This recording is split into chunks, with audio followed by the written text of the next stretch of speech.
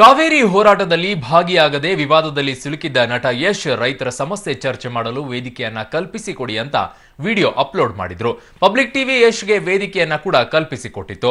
Public TV ನೀಡಿದ್ದ ಆಹ್ವಾನಕ್ಕೆ ನಟ ಯಶ್ ಟ್ವಿಟರ್ನಲ್ಲಿ ಪ್ರತಿಕ್ರಿಯೆ ಕೊಟ್ಟರು. ಕೊನೆಗೆ ಮಧ್ಯಾಹ್ನ 11 ಗಂಟೆಯ ನ್ಯೂಸ್ ವೇಳೆ ಫೋನ್ ಸಂಪರ್ಕಕ್ಕೂ ಕೂಡ ಬಂದ್ರು. ಹಾಗಿದ್ರೆ ನಟ ಯಶ್ ಇದಕ್ಕೂ ಮೊದಲು ಪಬ್ಲಿಕ್ ಟಿವಿ ಬಗ್ಗೆ ಹೇಳಿದ್ದೇನೋ, ಆಮೇಲೆ ಫೋನ್ನಲ್ಲಿ ಏನ್ ಮಾತಾಡಿದ್ರು ಬನ್ನಿ ಕೇಳೋಣ. ಒಂದು ಚಾನೆಲ್ ನಾನು ಬಂದು ಹಿಂಗ್ ಕೂತ್ಕೊಳ್ಳೋದ್ರಿಂದ ಈ ಸಮಸ್ಯೆ ಮತ್ತೆ ಏನಿದೆ ಇಷ್ಟು ದಿನ ಏನ್ ನಡೀತಾ ಇದೆ ಅಲ್ಲೇ ನಡೆಯುತ್ತೆ. ನನ್ನ ಕೋರಿಕೆ ಏನ್ ಗೊತ್ತಾ ಸರ್, ಈಗ ನೀವು ರೆಡಿ ಇದೀರಾ ಅನ್ನೋದು ನನ್ನ ಕನ್ಫರ್ಮೇಶನ್ಗೋಸ್ಕರ ಎಲ್ಲಾರನ್ನೂ ಕೇಳ್ತಾ ಬರ್ತಾ ಇದೀನಿ ಸರ್. ನೀವು ರೆಡಿ ಇದೀರಾ ಸರ್? ಪ್ರಜಾ ಟಿವಿ ಅವರೊಬ್ರು ರೆಡಿ ಇದಾರೆ ಸರ್. ಇನ್ ಮಿಕ್ಕಿ ಚಾನಲ್ ಅವರು ಈಗ ನನ್ನ ಹತ್ರ ಫೋನ್ ಮಾಡಿ ಮಾತಾಡ್ತಾ ಇದಾರೆ ಸರ್. ನಾನ್ ಕೇಳ್ತಾ ಇರೋದು, ನಾನೇ ಒಂದು ವೇದಿಕೆ ಕಲ್ಪಿಸ್ತೀನಿ ಸರ್. ರಂಗನಾಥ್ ಸರ್ ಬರ್ಲಿ ಸರ್, ಮಿಕ್ಕಿದ ಎಲ್ಲಾ ಚಾನೆಲ್ಗಳ ಹೆಡ್ಗಳು ಯಾರಿದ್ದಾರೆ ಎಲ್ಲರೂ ಬರ್ಲಿ ಸರ್. ನಾವು ಬರ್ತೀವಿ ಸರ್. ಖಂಡಿತ ಪಬ್ಲಿಕ್ ಟಿವಿ ಅದ್ರಲ್ಲಿ ಭಾಗವಹಿಸುತ್ತೆ. ಬಟ್ ರಂಗನಾಥ್ ಸರೇ ಬರ್ತಾರಾ ಇಲ್ವಾ ಅದನ್ನ ನಾನು ಕನ್ಫರ್ಮೇಶನ್ ಕೊಡಕ್ಕಾಗಲ್ಲ ನನಗೆ. ಸರ್ ಒಂದ್ ನಿಮಿಷ ಕೇಳಿಸ್ಕೊಳ್ಳಿ ಸರ್.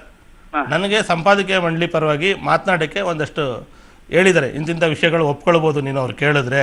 ಇಂಥ ವಿಷಯಕ್ಕಾದ್ರೆ ವಾಪಸ್ ನೀವು ರಂಗನಾಥ್ ಸರ್ ಜೊತೆ ಮಾತಾಡ್ಬೇಕು ಅಂದ್ರೆ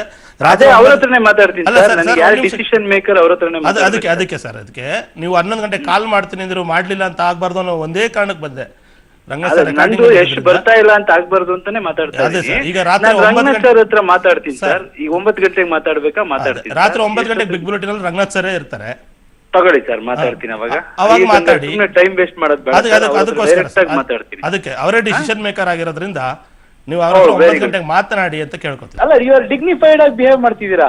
ಐ ರಿಯಲಿ ರೆಸ್ಪೆಕ್ಟ್.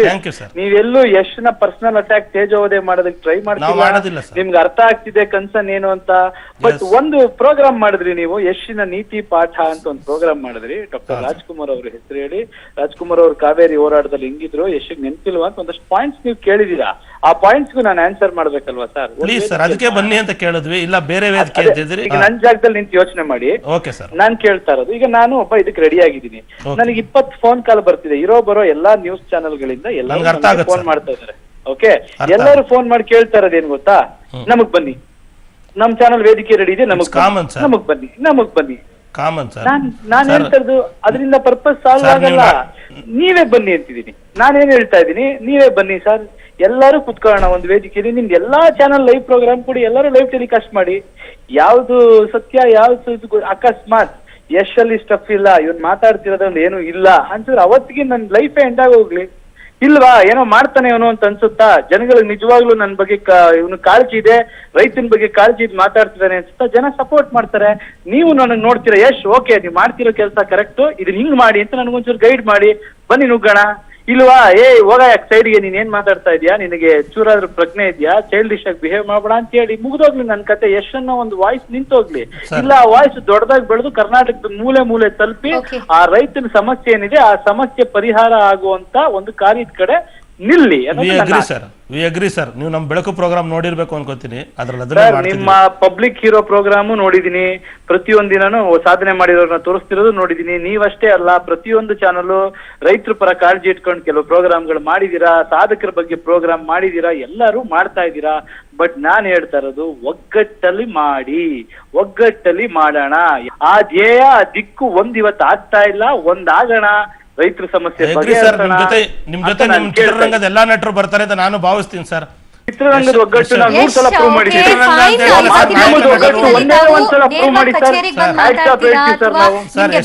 ಕಳಿಸ್ಬೇಕಾ ಅಥವಾ ಫೋನ್ ಹೋಗಿ ಬರ್ತೀರಾ ಅನ್ನೋದನ್ನ ದಯವಿಟ್ಟು ಸ್ಪಷ್ಟನೆ ಕೊಟ್ಬಿಡಿ. ರಾತ್ರಿ 9 ಫೋನ್ ಹೋಗಿ ಬರ್ತೀನಮ್ಮ. ರಾತ್ರಿ ಈಗ ರಂಗನಾಥ್ ಏನೆಲ್ಲ ಡೌಟ್ಸ್ ಇದೆ ಆ ಒಂದು ಕ್ಲಾರಿಫಿಕೇಶನ್ ಪಡ್ಕೊಂಡು ನಂತರ ಯಾವ ಚರ್ಚೆಗೆ ಯಾವತ್ ಬರ್ಬೇಕು ಅನ್ನೋ ದಿನಾಂಕನು ಸ್ಪಷ್ಟಪಡಿಸ್ತೀರಿ ಅಂತ ಭಾವಿಸ್ತೀವಿ. Thank you so much. ಮೊದಲನೆಯದಾಗಿ ಕಾವೇರಿಯನ್ನು ಕೈ ಎತ್ತಿಕೊಂಡು ನೋಡಿದ್ರೆ ಆತ ಸಿಹಿಯೂ ಇಲ್ಲ, ಇತ್ತ ಕಹಿಯೂ ಇಲ್ಲ, ಯಥಾಸ್ಥಿತಿ. ನೀವು ಏನನ್ನು ತಿಂತಾ ಇದ್ರಿ ಅದನ್ನೇ ತಿಂದುಕೊಂಡು ಇರಬೇಕು ಅಷ್ಟೇ. ಕರ್ನಾಟಕಕ್ಕೆ ಮೇಲ್ನೋಟಕ್ಕೆ ಕೆಲವರು ಇದನ್ನು ಸಿಹಿ ಎಂಬ ವಾದದಂತೆ ಮಂಡಿಸುವ ಪ್ರಯತ್ನ ಮಾಡುತ್ತಿದ್ದಾರೆ. ಆದರೆ ಅಲ್ಲ, ಒಂದು ನಿಟ್ಟುಸಿರು ಬಿಟ್ಟುಕೊಂಡು ಮುಂದೆ ಹೋಗುತ್ತಿದ್ದಾರಷ್ಟೇ. ಯಶ್ ಸಾಮಾಜಿಕ ಜಾಲತಾಣದಲ್ಲಿ ಒಂದು ವಿಡಿಯೋ ಅಪ್ಡೇಟ್ ಮಾಡಿದ್ರು, ಅದು ಈಗ ಸಿಕ್ಕಾಪಟ್ಟೆ ವೈರಲ್ ಆಗಿದೆ.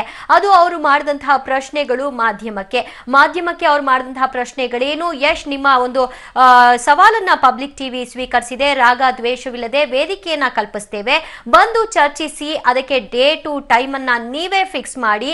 ಹಾಗಿದ್ರೆ ತಮ್ಮ ಅಭಿಪ್ರಾಯವನ್ನ ಹಂಚ್ಕೊಳ್ಳಿಕ್ಕೆ ಯಾವಾಗ ಸಮಯ ನಿಗದಿ ಮಾಡ್ತೀರಿ ಅನ್ನುವಂಥದ್ದನ್ನ ನಾವು ಕಾಯ್ತಾ ಇದ್ದೀವಿ.